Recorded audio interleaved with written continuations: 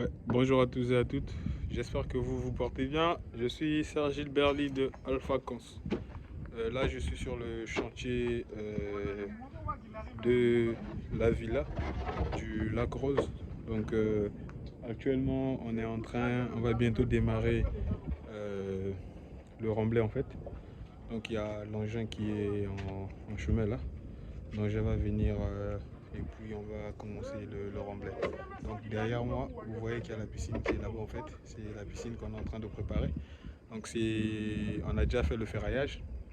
Donc on a ferraillé le radier. Donc là, on va s'apprêter à faire le remblai. Donc c'est un peu ça. Maintenant, tout juste à côté, il y a un chantier qui est là aussi. J'ai essayé de faire un peu quelques photos et je vais vous montrer un peu, vous allez voir. Et donc, le propriétaire là-bas, c'est quelqu'un qui a confié son projet à un maçon, comme on ne cesse de le dire. Donc, c'est quelqu'un qui a confié son projet à des maçons et ils sont en train de travailler. Bon, j'étais juste de passage, hein. Je me suis permis de voir un peu qu'est-ce qui se passe là-bas et croyez-moi, c'est vraiment pas la joie. Voilà pourquoi je demande aux gens vraiment de confier des projets à des maçons. C'est bon parce que ça vous permet de faire un peu des économies. Mais à ça, il faut rajouter un technicien en fait.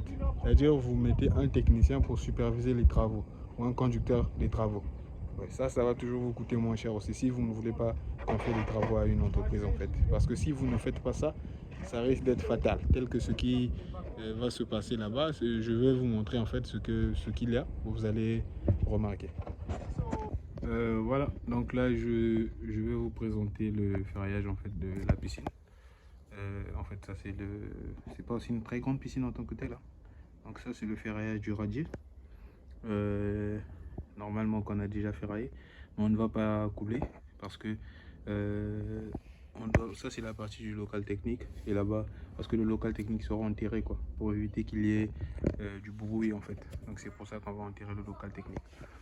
Donc maintenant vous voyez que il y a un peu de saleté en fait. Il y en a encore des chassés et tout qu'on doit enlever. Euh, bon, on attend le passage du pisciniste demain. Donc demain il y aura le pisciniste qui va passer. Le pisciniste il passera pour faire les installations en fait de la plomberie si on peut le dire. Donc il va faire, il y aura des tuyaux d'évacuation normalement qui vont être installés. Bon, des trucs comme des siphons, je ne maîtrise pas vraiment la terminologie vraiment des piscines en tant que telles. Donc après vous voyez, bon maintenant, ici on a le choix, hein, soit de travailler avec des voiles ou encore avec des agglos branchés en fait. Bon, là avec les voiles, la seule difficulté en fait c'est le temps en fait. Le temps, les voiles demandent un peu beaucoup plus de temps. Et puis les voiles aussi, s'il fallait faire des voiles, il fallait impérativement avoir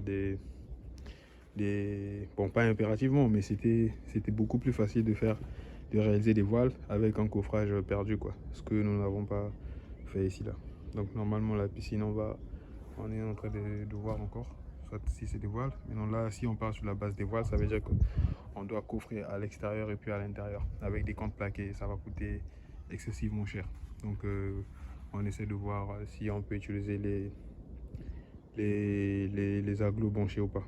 Bon, on essaie de voir le bon fournisseur, celui qui nous propose des agglos vraiment de très bonne qualité, et puis on pourra essayer de voir quoi. Mais qu'à cela ne tienne, on a déjà prévu aussi les armatures verticales, comme vous voyez quoi.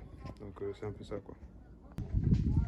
Voilà, donc là je suis au niveau de la piscine. Pour ceux qui se demandaient si la piscine allait être aussi profonde que ça, donc vous voyez à peu près quelle taille. Ouais. Vous pouvez voir ma taille, hein. Moi je suis approximativement je crois 1m80 ou 1m95. Non, non, pas 95. 90 je crois.